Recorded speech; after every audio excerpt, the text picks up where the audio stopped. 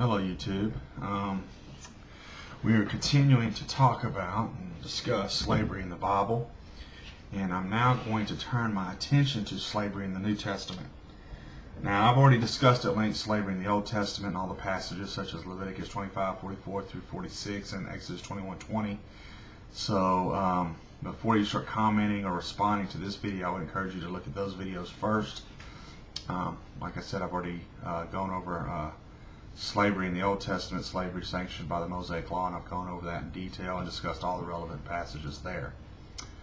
As I said, we're going to now turn our attention to slavery in the New Testament.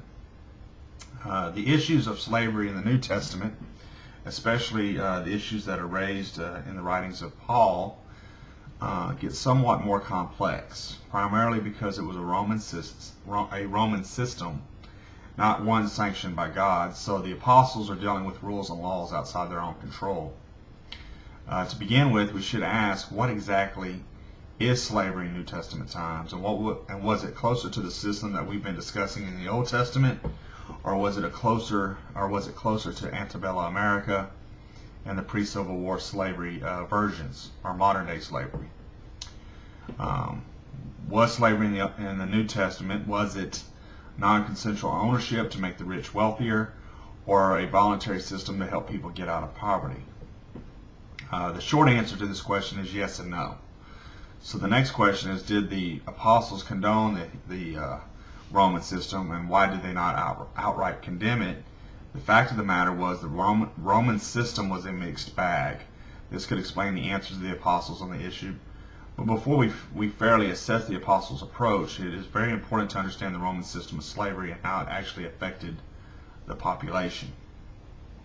Now, the Roman system of slavery, most people assume that slavery in the Roman Empire at the time of Paul's writings was at least as bad, or maybe even worse, than the New World slavery, with all its horrors, injustices, and atrocities. And in some cases, this may have been true. However, the Roman system was largely different, and the case can be made that there were little, if any, similarities. For us to be able to lodge the ethical objection of the New Testament condoned slavery against the Christian worldview, we will have to demonstrate what the New Testament calls slavery, and answer whether or not is it equivalent to what we understand by the term. And we will have to show that the New Testament teachings actually condone the practice. I think we should begin by comparing and contrasting Roman slavery and slavery as we often define it as non-consensual ownership here too, and to ensure that we are not committing crimes of equivocation. Our order of investigation would be something like this. First of all, number one, the question of identity. Does the slavery of the New Testament period Roman Empire resemble the New World slavery, or non-consensual ownership enough for the objection to have its customary force? Number two, given the actual character of New Testament slavery, what should have been a Christian response to it in the 1st century AD? Three, what actual response do we find in the writings of the New Testament, especially Paul? Number four, to what extent could this have been considered condoning slavery as voiced in a typical objection? Number five, what theoretical or theological concepts, for example, the example of Jesus or equality in Christ, and historical situations, church size, and political visibility in the 1st century might have informed this response? And finally, what evidence do we have about the early church's actions in this area? To start off, I think we need to discuss, does the slavery of the New Testament period, or Roman Empire, resemble New World slavery, or non-consensual ownership enough for the objection to have its customary force? The data is quite strong that the two systems are substantially different, especially in the areas most troubling to modern minds: the abuse, the oppression, and the future prospects of the slave.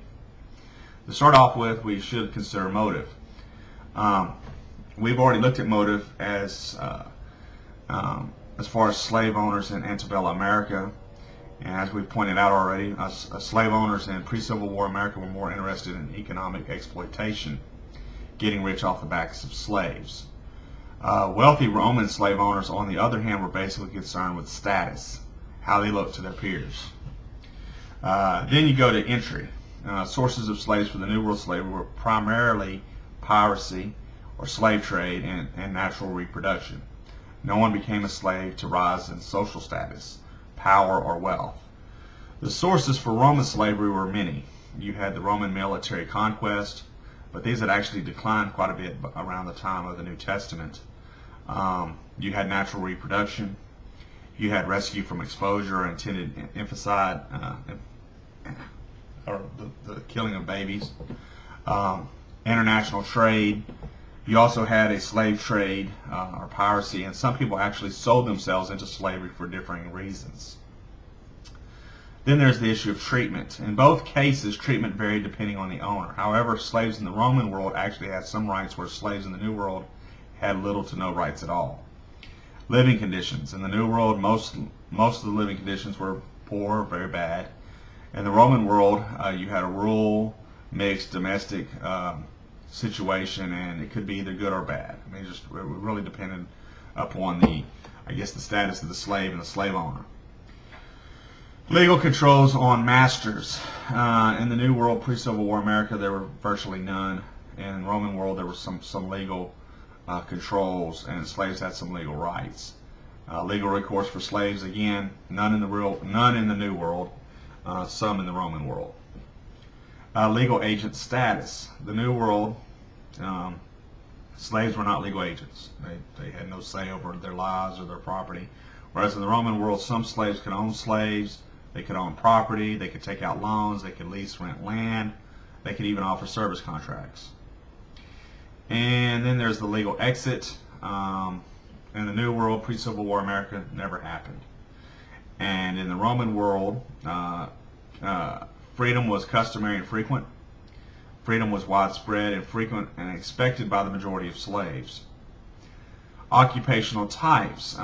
It varied quite a bit in New Testament times. You had writers, teachers, translators, and so on. Less so in the New World.